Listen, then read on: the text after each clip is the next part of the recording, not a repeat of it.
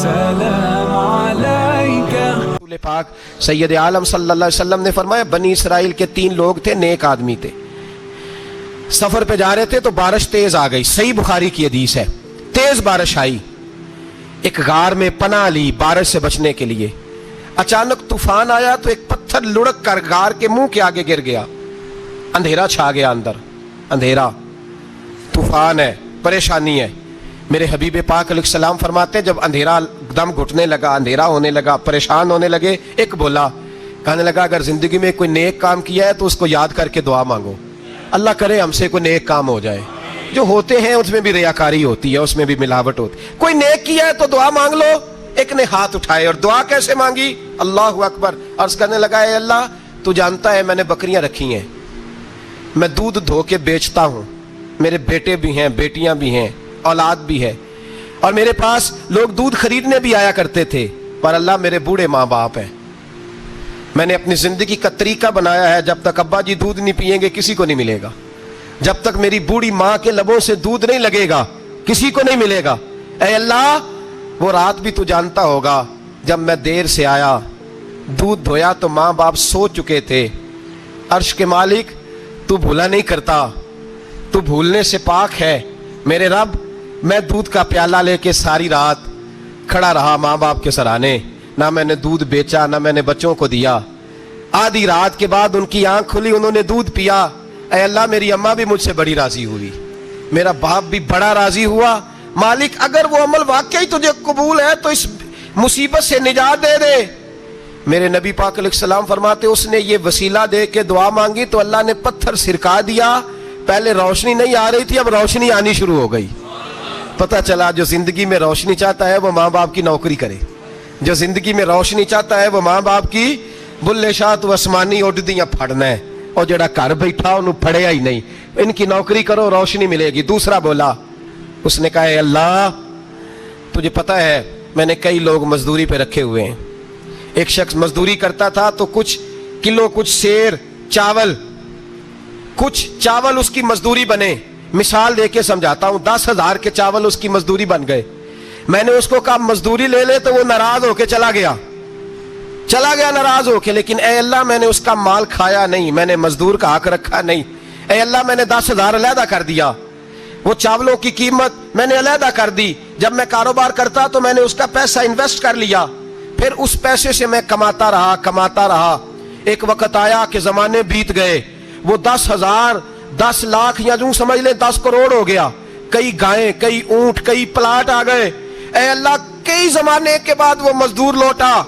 اور کہنے لگا صاحب میں غریب ہو گیا ہوں، تنگ دستی آ گئی ہے، بوڑھا ہو گیا ہوں، وہ میرے پیسے تو دے دیں۔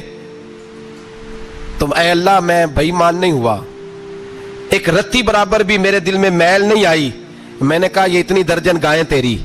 یہ اونٹ تیرے، یہ پلاٹ تیرے۔ وہ کہنے لگا تو مجھ سے مذاق کرتا ہے، میرے تو تھوڑے سے چاول تھے، یوں سمجھ لے 10,000 کا اور اتنا کچھ۔ میں نے کہا وہ تیرے پیسے تو ناراض ہو کے چلا گیا، میں نے ڈھونڈا تو ملا نہیں، وہ تیرے پیسے میں نے انویسٹ کیے تو آج یہ سارا سرمایہ اسی کا ہے۔ اے اللہ وہ بوڑھا مزدور جب اتنی گائیں ملی، اتنے اونٹ ملے، اتنے اسے پلاٹ ملے تو وہ روتا دعائیں دیتا گیا، اے اللہ اگر تجھے میرا وہ عمل قابل قبول ہے تو اس مصیبت سے نجات عطا فرما۔ میرے نبی پاک سید عالم صلی اللہ علیہ وسلم فرماتے پتھر تھوڑا اور ہٹ گیا، اب تیسرا بولا عمل کا وسیلہ دے کے، او بھائی کوئی عمل بچا کے رکھ، کچھ کر لے، کچھ زندگی میں اکٹھا کر لے، کوئی تو ایسا عمل ہو جب قیامت آئے تو مصیبت سے بچ سکے، تو قبر میں مصیبت سے بچ سکے، تو دنیا میں مصیبت سے بچ سکے۔ میرے رسول پاک سید عالم صلی اللہ علیہ وسلم فرماتے تیسرا بولا، کہنے لگا اے اللہ تو جانتا ہے میں جوان، میں رانا، میں حسین، مجھے عورتیں دعوت دیتی تھی، اپنی طرف مائل کرتی تھیں، لیکن میں کسی پر نہ دیکھتا، بس ایک چچا کی بیٹی پہ میں عاشق ہو گیا، اس کے میں قریب جانے لگا، بلانے لگا، 100 دینار بھی اکٹھے کیے اس کو دینے کے لیے۔ ایک ایسا وقت آیا کہ وہ راضی بھی ہو گئی، اے اللہ تنہائی بھی آ گئی، یوں سمجھ لو کہ میں جوان بھی، حسین بھی، مالدار بھی، میں چاہوں تو ایک دن میں 4 دفعہ میں بدکاری کر سکتا تھا، اے اللہ ساری خوبیاں تھیں۔ وہ بی بی میرے پاس آئی، کمرہ تنہائی، کوئی دیکھنے والا نہیں تھا، جب میں اس کے قریب جانے لگا تو وہ عورت کہنے لگی تو رب سے ڈر جا، رب سے ڈر جا، رب سے ڈر جا، اے اللہ ताकत भी, जवानी भी, हुस्न भी, माल भी, मैं सब कुछ कर सकता था पर तेरे लिए। और अगर मुसलमान होगा तो कहेगा ए अल्लाह तेरे रसूल के लिए, ए अल्लाह मदीने वाले चांद की बात मान के, ए अल्लाह आमिना के मासूम की बात मान के, ए अल्लाह जनाबे फातिमा ज़हरा के अब्बा की बात मान के मैंने अपने नफ्स की ख्वाहिश को कुचला और कुचल करके मैंने वो गुनाह नहीं किया, उसको आजाद कर दिया। अगर वो अमल तेरी बारगाह में कबूल है तो निजात दे दे। मेरे नबी पाक फरमाते हैं बस दुआ खत्म हुई तो अल्लाह ने पहाड़ दूर फेंक दिया, अल्लाह ने निजात दे दी। अल्लाह करे मेरी मिल्लत के जवान को भी ये नेकी नसीब हो जाए, अल्लाह करे माँ बाप की खिदमत करने वाले बन जाए, अल्लाह करे हम मजदूरों का हक देने वाले बन जाए, अल्लाह करे हम बेईमानी धोखेबाजी को छोड़ दें। अगर कोई ऐसा अमल होगा तो अल्लाह दुनिया में भी निजात देगा मुश्किलों से, कब्र में भी अल्लाह निजात अता फरमाएगा, कयामत में भी अल्लाह। अमल का वसीला देना रब की बारगाह में जायज है, बोलिए अल्लाह के नामों का वसीला देना